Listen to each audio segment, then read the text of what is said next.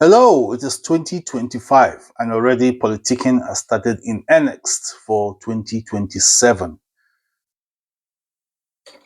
There's been a lot of talks about coalition, ADC, movement, the campaign of people from PDP to other parties, from APC to PDP, Atiku resigning from the PDP, Rotimi Amechi resigning, El Rufai and all of that.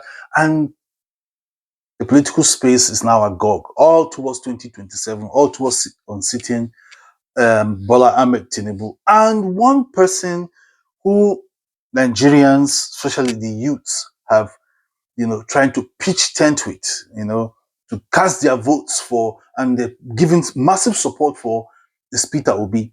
And it is said that most of the coalition and most of the people you see in these different parties, the ADC and all of that, they are riding on the goodwill and the integrity and the support of President of Mr. Peter Obi. And Peter Obi contested in 2023, and then we saw how the result or how the elections turned out. Some people saying Peter Obi actually won, it was rigged out, so many things, out there about what happened in 2023.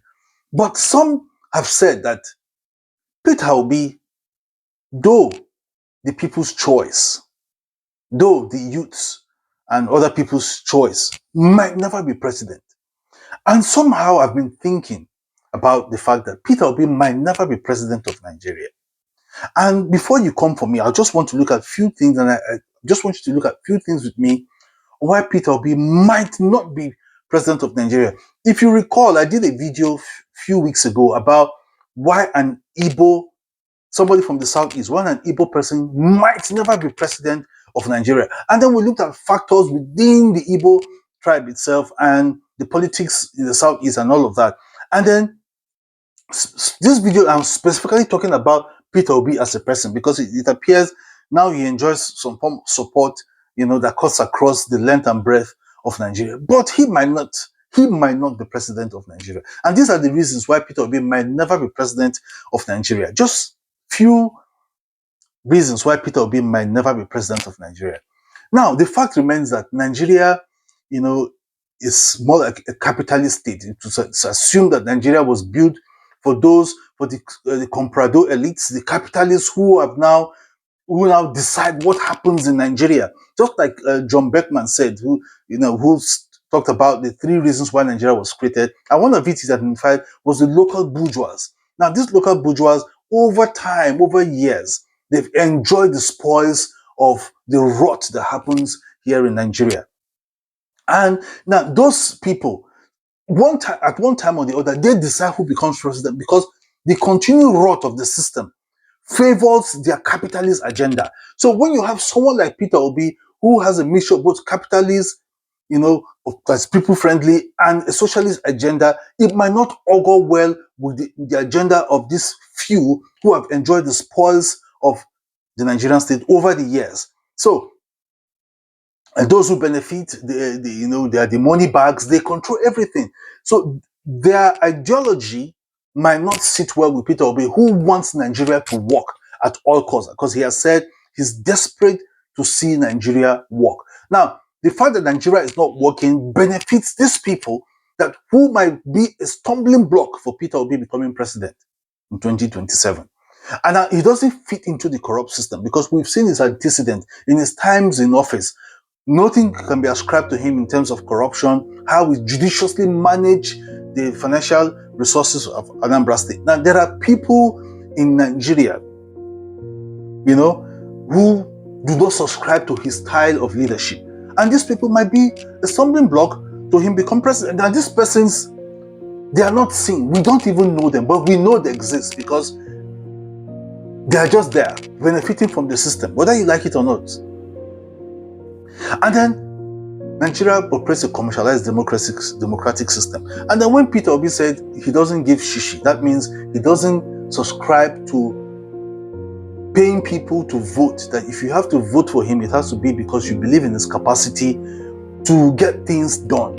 So there are politicians who have commercialized the kind of democracy that we have today. Now, these people, the election now goes to the highest bidder. So these persons who And considering that the poverty nature of Nigerian state today, that some people will take anything, including 3 sachets of noodles, to vote. We've seen that happen in Zamfara and some other states. So people will take as low as 700 naira to vote.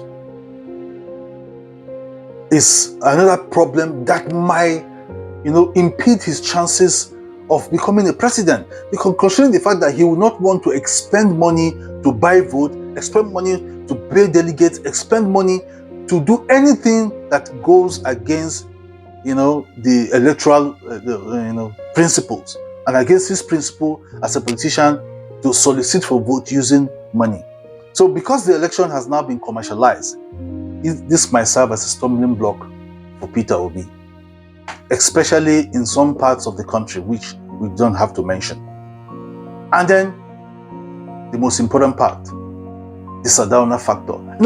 During elections, we always see this video about Sardauna, about his distrust for people from the southeast, the Igbos.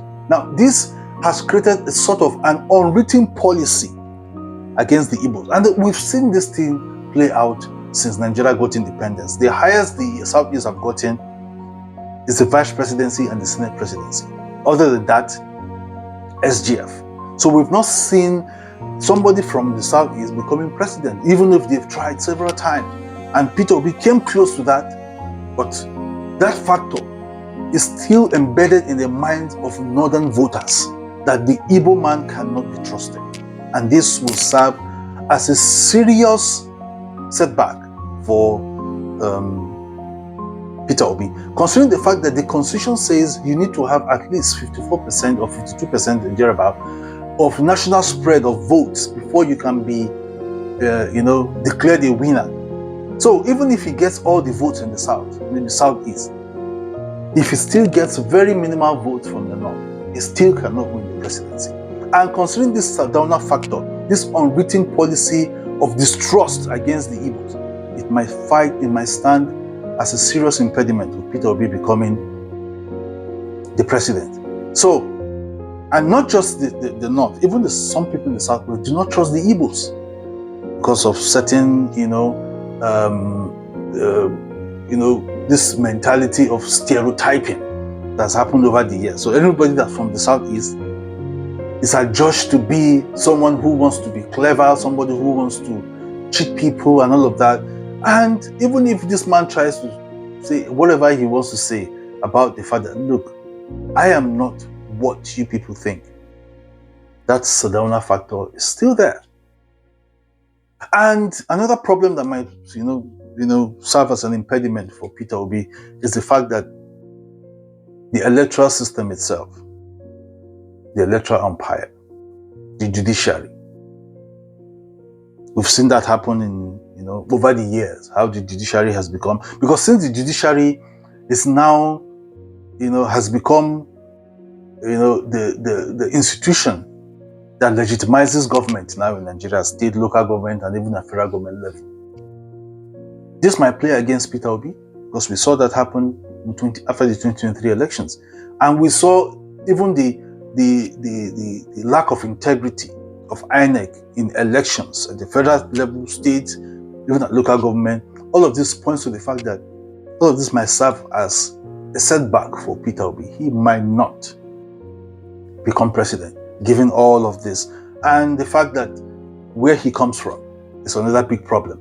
And the fact that, he doesn't fit into the kind of super cosmopolitan comprador elite business that happens in Nigeria. All of this might serve as a serious impediment for Peter Obi's chances of becoming president come 2027. So let's see how it plays out with the alliance with Atiku and all of that. And the fact that another factor that might serve, because that we'll do in a separate video, Atiku's chances, Peter Obi's chances, and the chances of the success of the alliance, because the activities of the alliance might just give Tinubu, a leeway to 2027. So let's see. I'll do a separate video about Peter Obi, Atiku, and the new coalition. And let's see how that goes. And please don't forget to subscribe, follow me, so you can be the first to know about all of these videos as we bring them to you. My name is Joel. God bless Nigeria.